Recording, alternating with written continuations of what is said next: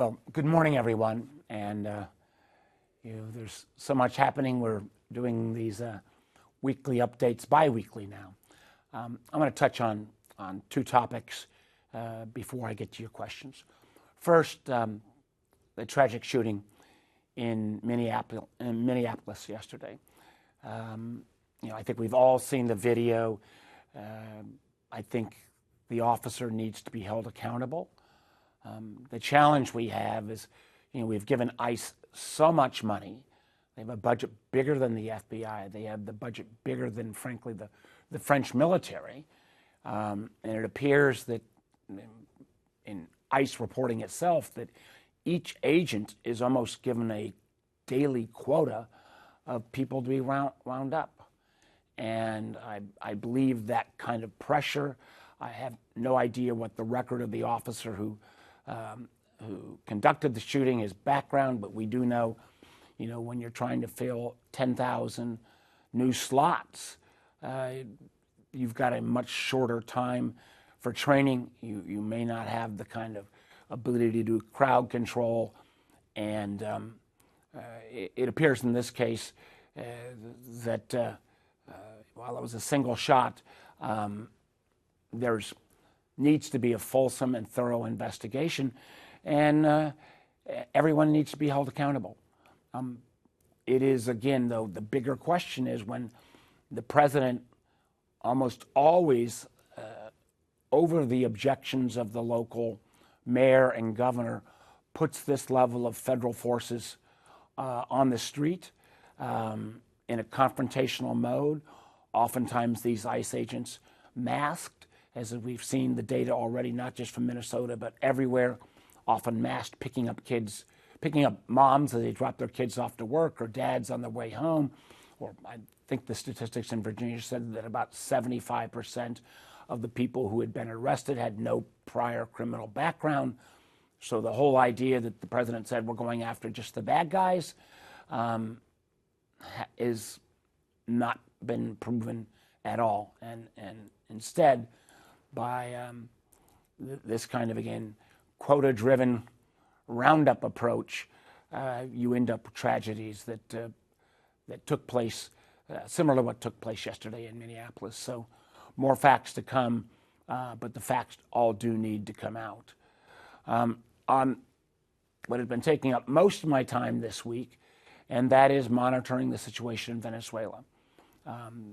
There was a second brief for all of the senators yesterday. I attended and received some of the same message. I want to say at the outset, I say repeatedly, Maduro was a bad guy, and Venezuela and the region are better for him being gone. And also, the military strike was extraordinary. I mean, this, I'm sure there'll probably be a film about this within the year, but the precision and timing of 150 planes and attack helicopters, the ability to have a staging area, the ability to get in, the real courage of the lead man on the mission who got shot repeatedly but still stuck the landing, got Maduro and his wife out safely. American soldiers literally were protecting Maduro and his wife with their own lives, by putting themselves between Maduro and the Cuban guns who were shooting at them. So that part is remarkable, but it's also just on plain face of it. This was a military action. It was not a legal action. And as such as starts and spurs the War Powers Act that my friend Senator Kaine is going to put forward today, I will clearly be voting for that War Powers resolution. Two last comments, which I continue to make. One is that there is such a precedence being set here that if we can go in and snatch a leader of an adjacent country because we simply feel like that leader may have offended our law, the obvious comparisons are, Putin taking on Zelensky or Xi taking over China. People will say, well, Warner, Putin and China doesn't need international law to take their actions. But international law, as kind of feeble as it is, still sets some guardrails. This would sound like an absurd example here I'm going to give you, but what happens if the president of France decided that he didn't like the president of Switzerland? Could the French military go in and snatch the president of Switzerland? Well, you might say, that's crazy. That will never happen. I mean, that's as crazy as the United States government thinking it might invade a NATO ally like Greenland. We are in the kind of the period of the theater of absurd almost with some of these scenarios, but there is clearly a precedent setting here that removes America's ability to make a moral standing argument when it takes out a bad guy.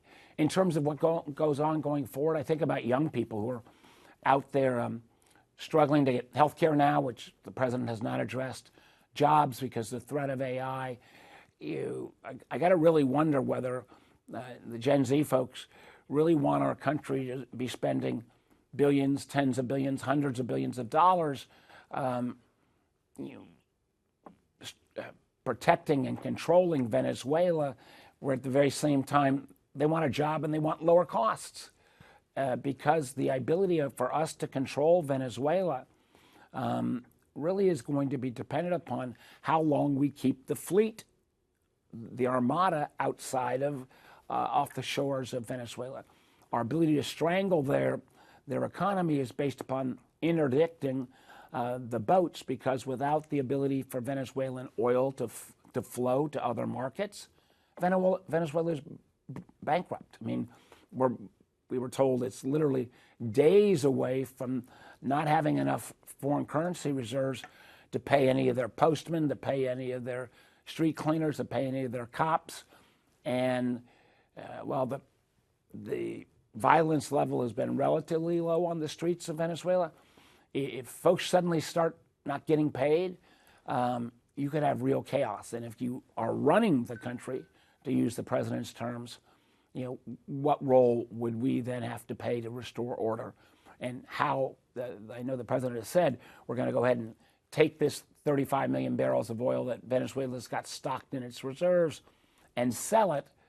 That's not something the United States does as a nation state. We have companies that do that, but we don't do it as a nation state. So there's still a whole lot of questions to get answered. And again, reminding everyone that on Saturday the president promised Venezuela's oil is going to pay for this cost of this whole operation. Does that mean paying for the cost of the fleet to be for a year or two off the coast of Venezuela? We still don't have questions on that as well, or we don't have answers on that as well. And particularly that, what is this costing our country on a daily basis, are facts that I'm trying to ascertain as quickly as possible. Lots more on Venezuela, but why don't I stop there and go ahead and take your questions. Our first question is from Mark with CBS 19.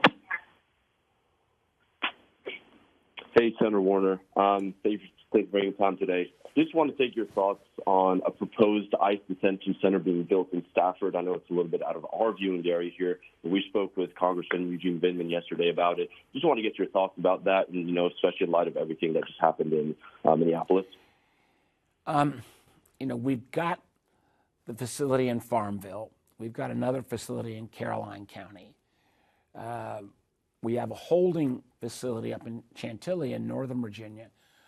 I worry that we're going to, with this huge ICE budget that they have, if they end up building more facilities than are needed, my hope and expectation is that we will have hit this surge number, and then we'll start to see these numbers decline as hopefully more or less people try to cross the border illegally. There would seem to be an intention, if he's going to double or triple, and I don't know the exact capacity numbers they're looking at, that they may be sticking to their attempt to deport literally anyone here who's not got long-term papers.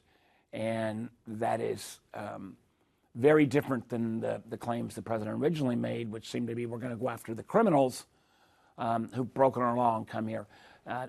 If you start building these additional facilities in I think you said whether it was Fauquier or further east in the state, I got some real questions. I have not been briefed on that yet. Our next question is from Brendan with Gray Media. Hey, Senator, thanks for taking the question. You're set to vote here on a War Powers Act in just a couple of hours. Do you think it's a good idea to take some control of the military away from the administration? And what, if so, what is in this bill that you think would be positive? Well, what this bill, and Tim Kaine has really worked relentlessly on this. He's really been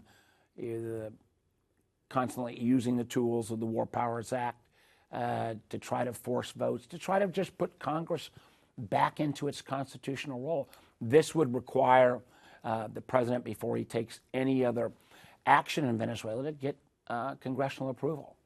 And in the normal course, particularly when we're talking about potentially here, President and Secretary Rubio's words, not mine, they're going to run the country. And I think the president has even said yesterday he acknowledges it could be years because the Venezuelan oil infrastructure is so badly managed, it'll take that long to kind of pick it back up. Do we really want Donald Trump on his own with no oversight running Venezuela for a year plus without any legal constraints, without any financial constraints? Could they spend willy-nilly? The War Powers Act would say you can't do anything else in Venezuela without congressional approval. I think that is needed. I think it's necessary. And I hope and pray that enough of my Republican friends will find their courage to do that. Our next question is from Tyler with WRIC. Good morning, Senator. Thanks for doing this. Kind of two questions in one. You mentioned that the officer or the ICE agent in Minnesota needs to be held accountable. What does held accountable look like to you? And do you buy the administration's claim that this was an act of domestic terrorism and the officer was acting in self-defense? Well, what means held accountable is if this had not been an officer and it was the other way around and a bystander had shot an individual and with the same type of vehicle, they'd be charged. I'm not going to draw any legal conclusion. I saw the image. I saw what happened. I think there needs to be a thorough investigation. And if criminal charges are warranted, so be it. If there is the decision by the court that this was an act of self-defense, so be that as well. But for a community that, at all appearances, seems like it's on edge at this point, failure to go ahead and at least do that, put the officers through appropriate due process proceedings, I think would send a really bad signal to the community. Our next question is from Allison with ABC 13. Hi, Senator. You've been talking a lot about, international law and some of your concerns that are regarding that now. And now that there's talks of the Trump admin, wanting to take Greenland, even Senator Tillis was criticizing those talks. What are your opinions on the situation, and what steps do you think that Congress should really be taking in this situation? Well, I think at the beginning of the year when the president would muse about Greenland, it became kind of a late night joke. There was lots of joking about it on the floor of the Senate. It may not doesn't sound as much like a joke now in light of the actions in Venezuela. But let's take a moment to look at this. First of all, the United States already has an existing treaty with Greenland, with Denmark, that allows us to pretty much do what we want. We have a military base there. I've not reviewed the treaty, but people who have said, can get pretty much whatever, even in terms of extraction of minerals through the existing treaty. So why the saber rattling? Why the threatening posture? You've already had our major European allies stand up and say you got to respect the sovereignty of Denmark. This is not fun anymore. This goes to the heart of our NATO alliance. If the biggest player in NATO, the United States, is threatening a smaller player just because it wants a piece of its territory, that doesn't work. If the president were to take any kind of aggressive steps towards Greenland, you could very well have the core of the NATO membership, particularly at least the continental members like France and Germany and others, come out strongly against America. The idea that we would use military force to take Greenland would destroy NATO. The most successful treaty organization post-World War II would be kaput. And you know who would love that? Vladimir Putin in Russia, President Xi in China, the Ayatollah in Iran.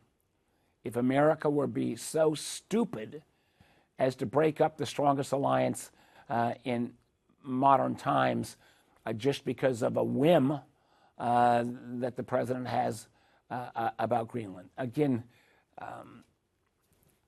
I think his comments early on in the administration kind of got an eye roll when he talked about this. Now when he's trying to, and particularly some of his aides who keep saying, when he says he'll follow through on, well,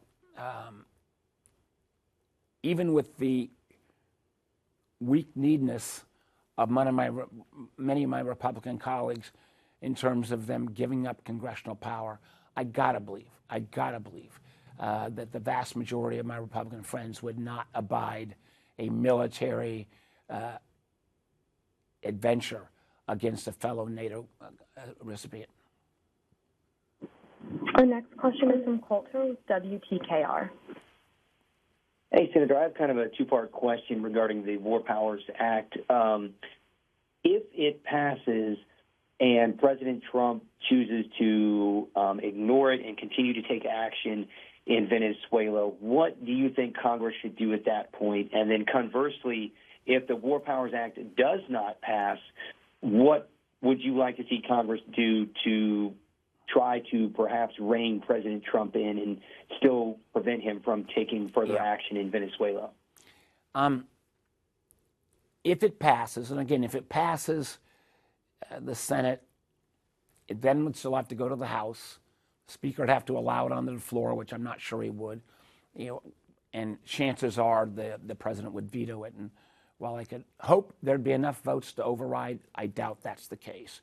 But if it did become law, I think even this president would not be as brazen as to completely ignore a specific congressional action directed at his current specific actions in Venezuela. The more likely occurrence is if it doesn't pass, are there ways to use the power of the purse, the appropriations tool, to cut back on some of his preferred spending? That, unfortunately, as you well know, is a much longer process.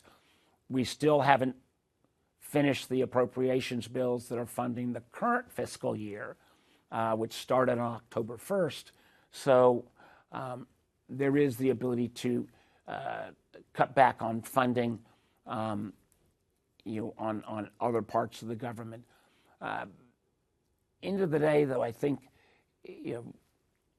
presuming if it doesn't pass, to try to make sure that we do appropriate oversight. And that's, again, one of the areas where we can do one half of oversight, but if I don't control the gavel in the Intelligence Committee, or if Jack Reed doesn't control the gavel on the Armed Services Committee, our ability to kind of force the administration to appear and to lay out its rationale and expose when there's been problems and be transparent is pretty undermined. And I've never seen a level of kind of being as dismissive of Congress, both sides, than this current Trump administration. Our next question is from Mitch with WDBJ7. Good morning, Senator. Thank you for taking my call here. I've got one question that's the main question and one just a follow-up on your Child Care Act. But the first about this ICE shooting and how aware you are or what you do know about what the rules of engagement are for ICE officers versus your everyday law enforcement, if there is a different standard at the federal level. I'm just looking for comment on this federal law enforcement versus your local law enforcement and differences you may know. And then also the child care, trying to make child care more affordable, some of the tax incentives I think that you and Senator Justice have been working on. I'm just looking for an update on that as well because I am doing interviews on that story today. Yeah. Well, let me, on the first question, the distinctions kind of process-wise, procedural-wise on federal actions around ICE versus normal criminal behavior. It's a good question, and I don't know the answer. I'll try to get you an answer and make sure Rachel or part of her team get back to you. I think they have to adhere to, similar shows of restraint of force and how you utilize force kind of works within the same parameters. But even though I've just said that on TV, let me check my facts first on that one, and we'll get you an answer. On the child care tax credits for trying to boost the pay of child care workers, where we have, a 50% burnout on an annual basis of child care workers, especially newer ones coming in. They don't last very long, so our hope is if we can drive up the pay a bit, that they will, the longer somebody stays, the more professional they get, the better for your kids. And it just kind of is a win-win. And we're increasingly seeing child care providers even co-locate at workplaces. So again, this incentive makes some sense. And Governor Justice and I think, both realize that child care in parts of Virginia, at least, it's more expensive to send your kid to child care in Northern Virginia than it is to send your kid to college. So this is, I think, a good plan. It's not going to solve everything. Where it sits right now would be in a traditional way. You do the end of each year, you do kind of a tax code wrap-up, it's called, where some of these smaller pieces of legislation would get rolled in. We didn't do it this year. So there may be, that could be a vehicle. There's also a lot of discussion about an overall affordable housing vehicle.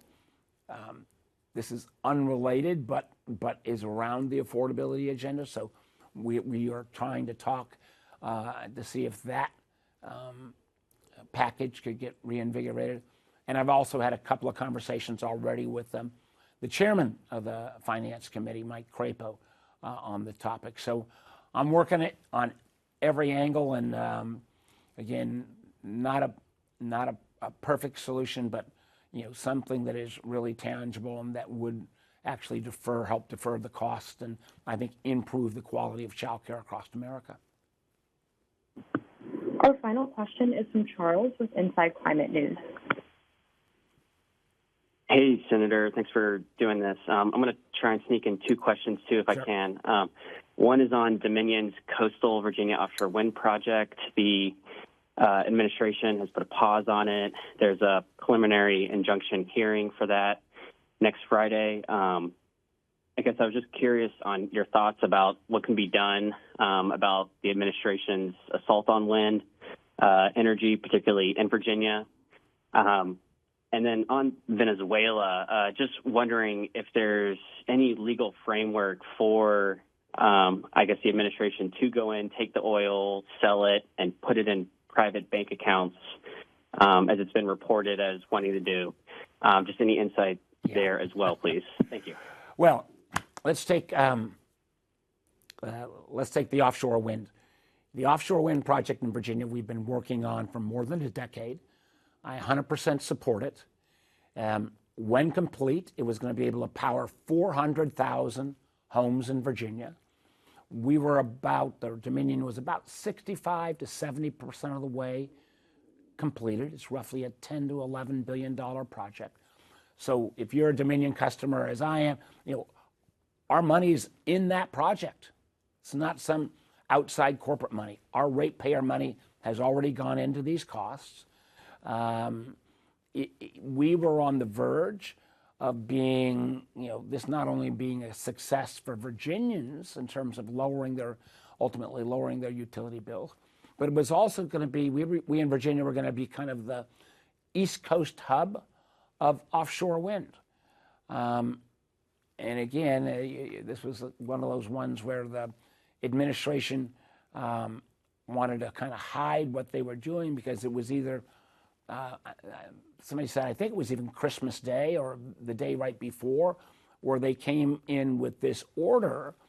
And the order is saying, well, oh my gosh, we've got national security concerns. I say baloney.